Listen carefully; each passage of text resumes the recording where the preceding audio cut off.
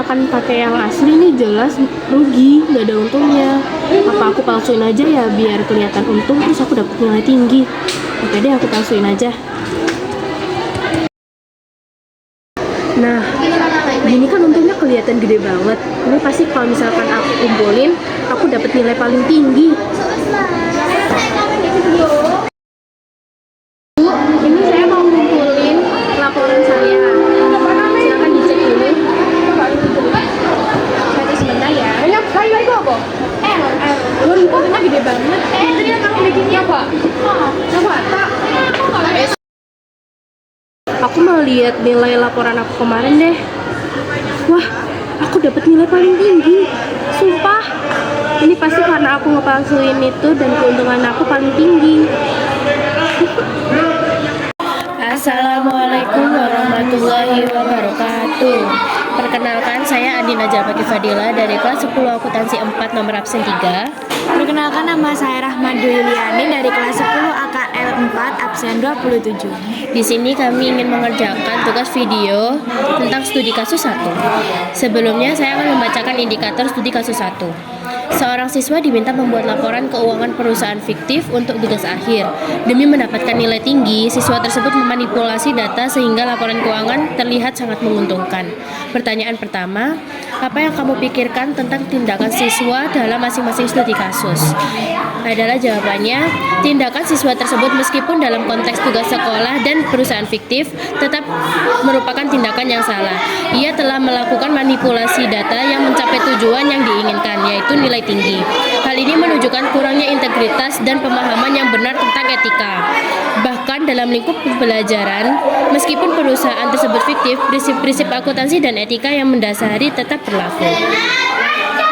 Pertanyaan yang kedua, pelanggaran etika apa yang terjadi?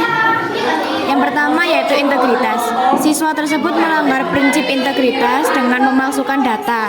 Integritas menuntut kejujuran dan kebenaran dalam semua tindakan. Yang kedua, objektivitas.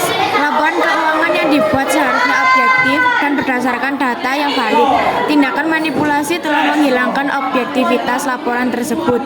Yang ketiga yaitu kompetensi dan kehati-hatian profesional. Meskipun ini tugas sekolah, siswa seharusnya tetap menerapkan prinsip kompetensi dan kehati-hatian profesional. Manipulasi data menunjukkan kurangnya kehati-hatian dan pemahaman yang benar tentang prinsip akuntansi. Pertanyaan ketiga, mengapa tindakan tersebut dianggap melanggar etika? Tindakan tersebut melanggar etika karena pertama, mendasari niat yang tidak jujur. Tujuan manipulasi adalah untuk mendapatkan nilai tinggi dengan cara yang curang, menciptakan representasi yang salah. Laporan keuangan yang dimanipulasi tidak mencerminkan kondisi keuangan yang sebenarnya. Meskipun perusahaan tersebut fiktif, ini menciptakan representasi yang salah dan menyesatkan. Yang kedua, merusak nilai-nilai kejujuran dan integritas. Tindakan ini merusak nilai-nilai kejujuran dan integritas yang seharusnya dijunjung tinggi dalam dunia pendidikan dan profesional. Pertanyaan yang keempat, apa saja dampak jangka pendek dan jangka panjang dari pelanggaran etika tersebut? Untuk pelanggaran jangka pendek, siswa mungkin mendapatkan nilai tinggi untuk tugas tersebut, tetapi dengan cara yang tidak benar. Ia mungkin tidak belajar dengan benar tentang prinsip-prinsip akuntansi dan etika yang sesungguhnya. Untuk jangka waktu yang panjang, tindakan ini dapat membentuk karakter yang kurang jujur dan integritas. Di masa depan, siswa mungkin cenderung melakukan tindakan serupa dalam situasi yang lebih serius, misalnya di dunia kerja. Hal ini dapat merusak reputasi siswa dan kepercayaan orang lain terhadapnya. Pertanyaan kelima, bagaimana cara mencegah terjadinya pelanggaran etika di lingkungan sekolah? Yang pertama, pendidikan etika yang lebih intensif. Sekolah perlu memberikan pendidikan etika yang lebih intensif, tidak hanya dalam mata pelajaran tertentu, tetapi juga diintegrasikan dalam seluruh kegiatan pembelajaran. Yang kedua, penekanan pada nilai-nilai kejujuran dan integritas. Sekolah harus secara konsisten menekankan pentingnya nilai-nilai kejujuran dan integritas dalam semua aspek kehidupan sekolah. Yang ketiga, pemberian tugas yang relevan dan bermakna. Tugas-tugas yang diberikan harus relevan dan bermakna bagi siswa, sehingga mereka termotivasi untuk mengerjakannya dengan jujur dan sungguh-sungguh. Yang keempat, pengawasan dan evaluasi yang ketat. Guru perlu melakukan pengawasan dan evaluasi yang ketat terhadap tugas-tugas siswa untuk memastikan bahwa mereka dikerjakan dengan jujur dan sesuai dengan prinsip-prinsip yang berlaku. Yang keenam, pemberian contoh yang baik. Guru dan staf sekolah harus memberikan contoh yang baik dalam perilaku dan tindakan mereka, sehingga siswa dapat meneladani nilai-nilai etika yang benar.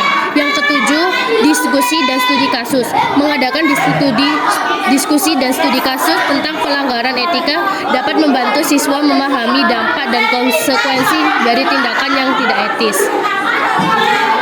Dengan langkah-langkah pencegahan yang tepat, diharapkan pelanggaran etika di lingkungan sekolah dapat diminimalisir dan siswa dapat tumbuh menjadi individu yang jujur, berintegritas, dan bertanggung jawab. Sekian dari penjelasan kami dan jawaban kami untuk tugas video kali ini. Jika ada salah katanya kami mohon maaf. Terima kasih. Wassalamualaikum warahmatullahi wabarakatuh.